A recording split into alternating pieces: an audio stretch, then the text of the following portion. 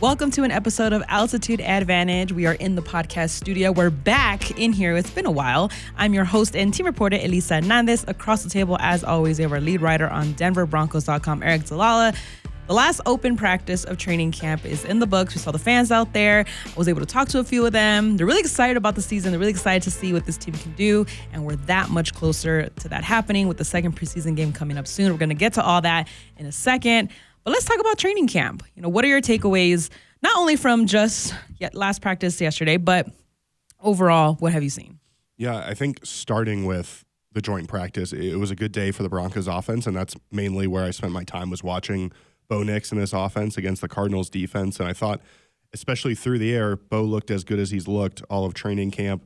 A variety of different throws, but showing off the accuracy, throwing off the zip on his arm, spreading the ball around. I think I tracked a dozen different pass catchers that he threw the ball to across the day. And so a really good, encouraging performance from Bo Nix, especially since he and the starters are not going to play against the Cardinals on Saturday. So it was important for them to get good work. And you might say, okay, well, is he missing out on valuable reps? But you go back and look at it, it's over 50 plays of first-team work on, what day is it anymore? On Thursday against the Cardinals.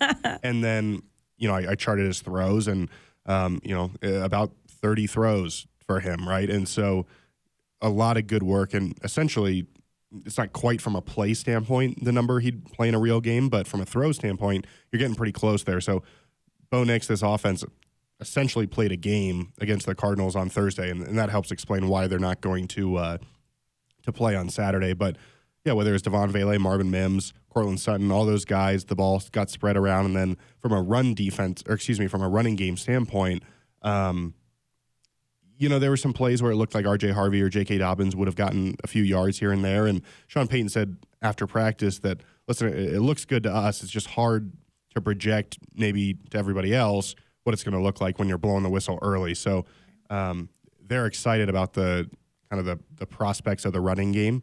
But that was what kind of stood out from the joint practice. I don't know if anybody stood out to you from that day in particular. Well, we've talked about it a lot over the course of the last few days. And if you guys have missed any coverage from every single day of training camp, we have you covered. Make sure you check out all the analysis that we had daily on our YouTube channel. I got to plug that in just in case. Because people might have missed it, They might have. Last week, everything. A lot of stuff up there. A lot of stuff. It was a very busy day. I think the biggest thing was my eyes were on the defense. I'm a defensive girly. So one of the things that stood out was Zach Allen talking about this team wanting to focus on stopping the run. And he was like, it's a little hard to do that during the joint practices because you can't really tell when a guy is down, things like that. But the important thing for game action or whatever practices you get, whether it's against your own team or a joint practice like we saw on Thursday, is the fact of you just have to make sure you're in your gaps. If you're filling up those gaps, he's like, the tackles will come naturally. So I feel like that ties into the overall theme that DJ Jones have talked about of just honing in on the details, making sure their guys are in their spots, having guys be vocal. And so a lot of guys have stood out. Zach Allen, Jonathan Cooper, and DJ Jones, as well as Nick Bonito, just having great camps and really working on communication amongst their defense, because if they're all on the same page, it's going to be very, very scary and very hard to stop. Yeah, and we still haven't seen everybody out there, right? Like, because of Singleton's injury, Dre Greenlaw's working his way back. Sean Payton did say should expect to see more of Dre Greenlaw next week. But when everybody gets out there, it'll be exciting for sure. And I think the one thing, Nick Bonito obviously wasn't out there yesterday. He had a procedure to remove a bone spur on his foot. He should be back and potentially play against the Saints next week, so no concern there. But I think one thing that you noticed it kind of in the Niners preseason game, allowing that touchdown, and then both Sean Payton and Zach Allen mentioned coming off the field yesterday that hey, we started a little bit slow, would have liked to start a little bit faster on that field, and they closed the practice well. From my understanding, they stopped Kyler Murray and the Cardinals offense during the 2-minute drill, forced an incompletion on fourth down, didn't give up the game-tying field goal, which is really the situation yesterday. In my mind, you only need 3 points. You've got 1 minute, 10 seconds. It kind of favors the offense of like, you should at least be able to get a field goal because you only need to move it about 30, 35 yards. I think they started at the 30, their own 30. So the fact that the Broncos defense was able to stop that was impressive. Broncos offense handled it, no issues. They almost scored a touchdown in that time period. But I think big picture, like, it's good to know that for whatever reason, the last couple of the game, the joint practice, there's been a little bit of a slow start. And maybe that comes down to game planning where like, hey, when you have a game plan and you're in your playbook all week and you know, hey, this is tailored to what they're doing, maybe that helps with that slow start. And maybe it just comes down to, hey, we're figuring out what they do because we haven't studied them the same way we would for a game. But, you know, I think, and we talked about it, that Raiders game last year where Brock Bowers scores on the first play, or not first play, but first drive. And then, you know, I'm sure it could go and think of some other examples. Yeah. But key losses that came back to that, or even like those crazy bad, like last minute wins came back from the defense getting like being on the same page and understanding like, okay, we didn't start as slow as we want. The Colts game was also one that comes to mind as well. Yeah, absolutely. And so like you look to week 1, Tennessee Titans, they've got a rookie quarterback. You want to be able to, from the very beginning of the game, kind of show him what kind of afternoon it's going to be, right? And so, welcome to Denver. Exactly. And so, like, if you give up an early touchdown on the first drive, then it changes the complexion of the game. But I think, especially against a young quarterback, if you start fast on defense, get a 3-and-out, get a stop, and the offense can go down and score, now all of a sudden you've put this young quarterback in a hole right off the jump, and it kind of puts him behind the 8 ball for the rest of the game. And we'll talk a lot more about week 1, but I think the fast start, Sean Payton's talked about it kind of in reference to the season, but I also think it's right out of the gate. It's the first quarter of week 1 of, like, can you kind of get after these guys? So defensively, that'll kind of be the takeaway from the joint practice. But I think big picture, Elisa, a really good training camp. It's been competitive.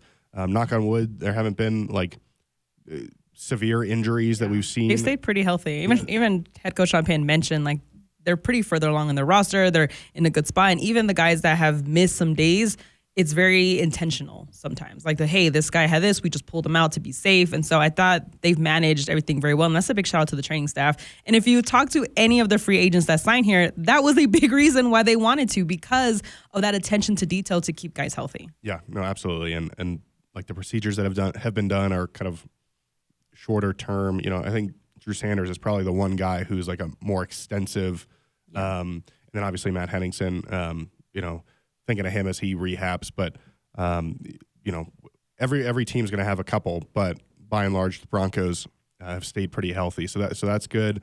And then I just think, like you mentioned, you see everything's further along, whether it's defensively, offensively, the depth, the state of the roster, all those things are further than they were certainly when Sean Payton got here a couple of years ago, but even last year. And so you take a playoff team and you've added to it. And I think that's the other takeaway from training camp is, like, we could run through the stars of training camp, whether it's Troy Franklin, like he's definitely one of those guys that has popped almost every single day, or Jonathan Cooper, I think, is a guy that's been really impressive.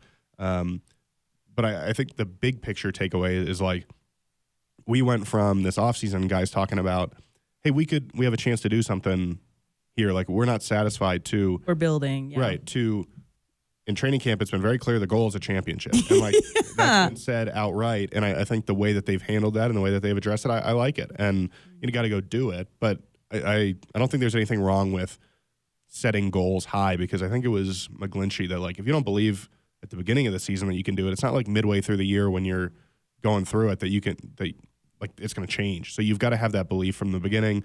I talked to Mike Shanahan in San Francisco, and he kind of echoed the same thing. So that's one of the big picture takeaways is kind of the comfort the Broncos have with where they are right now as a team.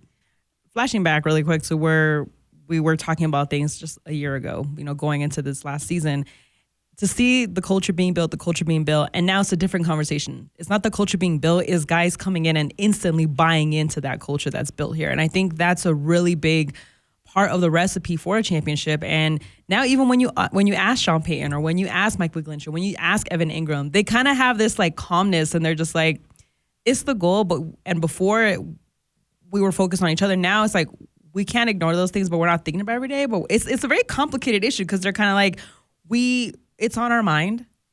We understand that. We're going to work for that. And they, like you said, if we don't believe that can happen, then why are we even playing football? And I think that's a big part of it. Yeah, and I think it's similar to, like, anything. I'm kind of just, like, workshopping this. But, like, if you want a promotion, right? Like, you're thinking about the promotion, and, like, it's your goal. You're working toward manifesting, right, you know? You're not, like, afraid to talk about, hey, I want to be promoted. I want to eventually be this. But you're not, like, every second of the day when you're doing work, you're not thinking about that promotion, right? You're not Like, obsessive. You're manifesting. Right. It's more like exactly. You're like it's a North Star. It's what you're working toward. Or maybe it's not a promotion or like I don't know, whatever else it could be, like what you're working toward.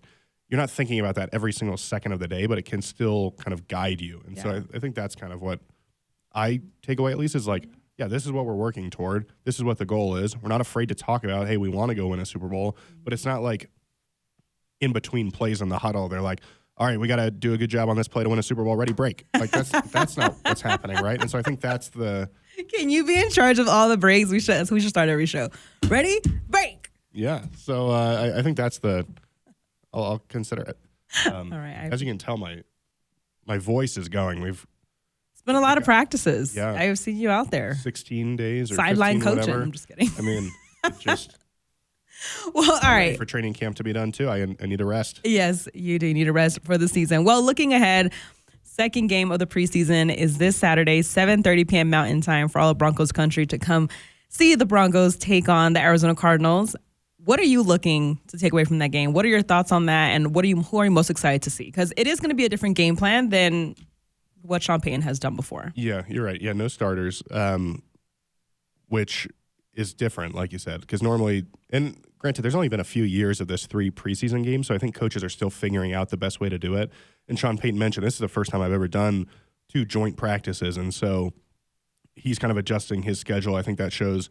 Like that's what you want in a leader and a coach, that you can say, okay, hey, here's how I've always done it, but this is a better way to do it. And so I'm going to change. And I think we heard that, I think it was Sean Payton's interview with Kay Adams where he was talking about he's got these long play calls, but now there's certain play calls that are just boiled down to one word for Bo when he goes in the huddle or for the quarterbacks. And so that's another kind of example of the adaptive nature of coaching and teaching. But the starters will play. If you didn't see this on DenverBroncos.com, the starters will play against the Saints for about 8 to 10 plays, about one series. So you can still watch them on TV next week. If you're in New Orleans, you'll get to see a little bit of that. Yeah. But I think this week the key for me is the running game. That's the main thing, right? Because Sean Payton has said at some point we're going to see it. And he said yesterday, we haven't really seen it yet, or like we don't, or at least to the point where like we don't know how this is going to shape up, and they're still trying to build arguments for Aric DiLalla or Tyler Bidet or Blake Watson or Jaleel McLaughlin. And he said there's been conversations: do we keep 4 running backs on the roster? And obviously, it's all about, Sean Payton likes to say, building the best 53. Figuring out, okay, which teams are going to claim a quarterback? How many quarterbacks were claimed last year? Can this running back get through? He mentioned that 2 years ago, Jaleel McLaughlin was going to be a guy that was going to be a practice squad player. And then he had 100 yards against San Francisco. And it's like, well, not anymore. Now he's not going to make it through waivers.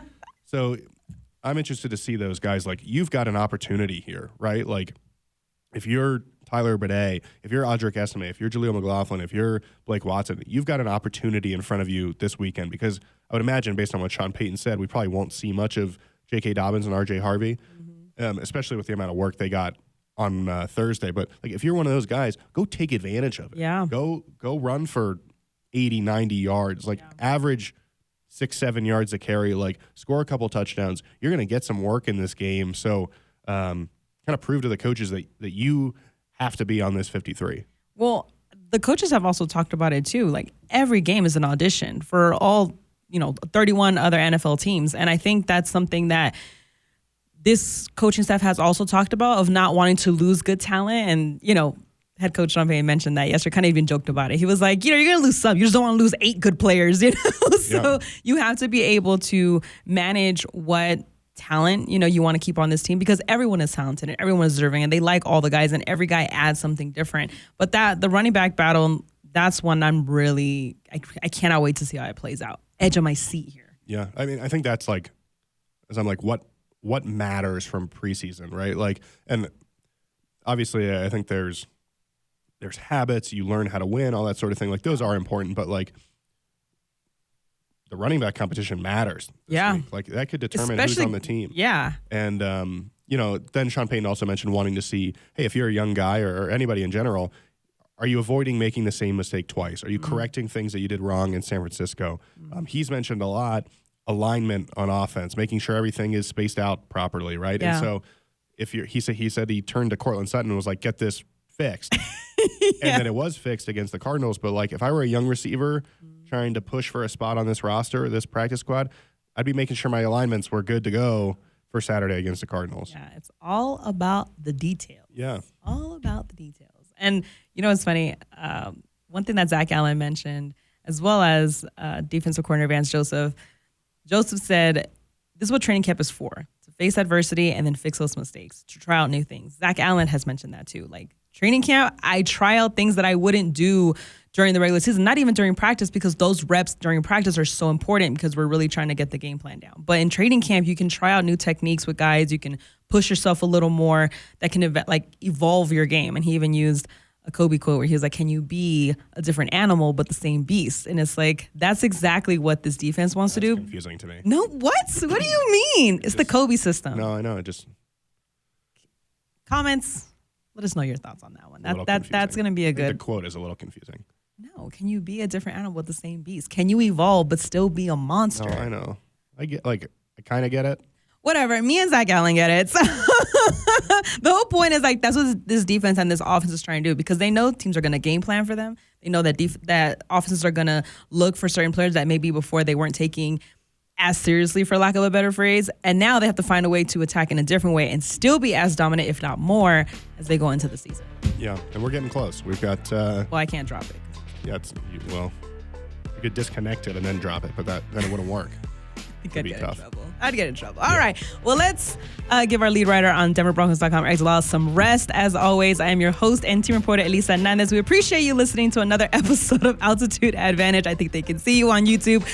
Make sure you guys watch. And again, if you guys missed any of our instant analysis, check it out. It is on our YouTube channel. We have you covered, Broncos Country, and we will see you on Saturday.